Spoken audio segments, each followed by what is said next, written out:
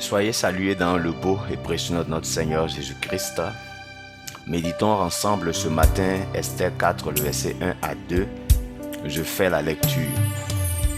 Mardochée ayant appris tout ce qui se passait, déchira ses vêtements, s'enveloppa d'un sac et se couvrit de cendres. Puis il alla au milieu de la ville en poussant avec force des cris amers et se rendit jusqu'à la porte du roi dont l'entrée était interdite à toute personne revêtue d'un sac. Ce passage nous montre ici la résolution pour le succès dans la détresse. Sachant la décision signée et scellée de l'extermination des Juifs dans tout le royaume des Sus, Mardochée montre publiquement sa tristesse et venait même en habit de deuil devant la porte du roi au risque de sa vie. Mais tous les autres Juifs aussi étaient dans le deuil et la désolation. Ce que voulait Mardochée était de faire connaître la destruction imminente de lui et de son peuple afin de trouver une solution. Voici un exemple de courage qui se soucie plus de son peuple que de sa vie. Ensuite, il propose à Esther de plaider la cause du peuple juif auprès du roi. Quel est ton degré de sensibilité face au mal qui t'environne? 1 Pierre 5, le verset 8, nous rappelle que le diable rôde comme un lion du moins, à la recherche d'une proie. Et ce même verset nous encourage à être sobre, ou tempéré, ou modéré, ou régulé. Ici, c'est d'être ajusté de manière définitive ou permanente.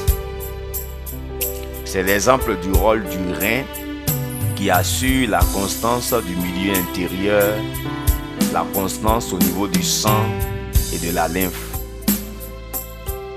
Ce rein-là régule le taux de sucre, de sel et d'eau. Le rôle du rein, c'est de pouvoir toujours ramener au bon taux le niveau du sucre, du sel dans notre organisme. C'est ça son rôle. Et c'est du tac au tac que nous observons dans l'attitude de Mardochée. Il se met en position de lutte dès qu'il a la preuve de l'extermination de lui et de son peuple. Le diable veut exterminer la race humaine. Le sais-tu? Et si tu le sais, es-tu en position de lutte? Comme Mardochée, allons tous devant le trône des dieux.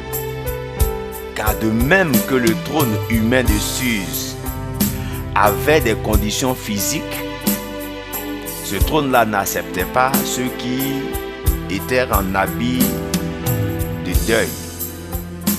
De même, le trône des dieux a des conditions spirituelles qui sont la foi et l'obéissance.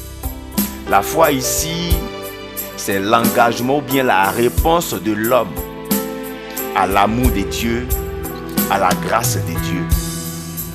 Acceptons de recevoir Dieu en nous. C'est notre foi que nous engageons ainsi.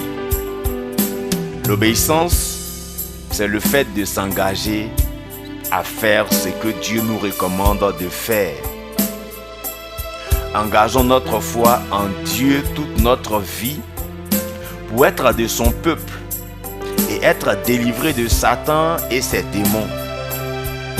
Engageons notre volonté à l'obéissance pour voir les bienfaits que Dieu nous a réservés. Le courage et la détermination de Mardochée lui ont permis de découvrir une aide qu'est la reine Esther. Elle lui a recommandé le jeûne et la prière. La reine Esther est le type de Jésus, ou l'image de Jésus, qui nous recommande l'humilité pour survivre.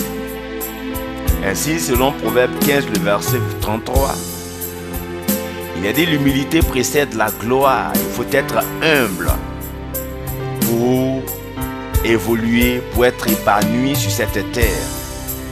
Et Matthieu 5, le verset 3 nous dit: heureux les pauvres en esprit, car le royaume des cieux est à eux.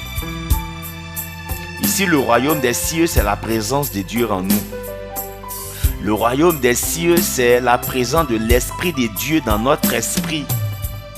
Et l'humilité nous emmène à comprendre que sans l'Esprit de Dieu dans notre esprit, nous ne pouvons rien faire. Alors nous engageons notre volonté à recevoir l'Esprit de Dieu, c'est ça la foi ou le salut, et à nous soumettre à l'Esprit de Dieu qui habite en nous. Mardochée savait quand aller au palais et quand rentrer chez lui pour prier sur l'ordre d'Esther.